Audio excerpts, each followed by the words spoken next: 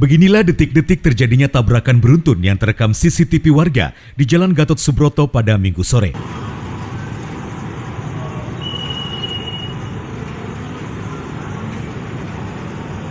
Sebuah sepeda motor dan 2 unit mobil yang sedang parkir di pinggir jalan dihantam dari arah depan mobil berkecepatan tinggi.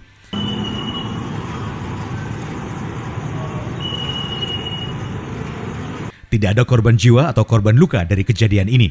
Namun 3 mobil dan sebuah motor alami ringsek dan sebagian rusak parah. Dari Banjarmasin, netizen Kalsel 1net.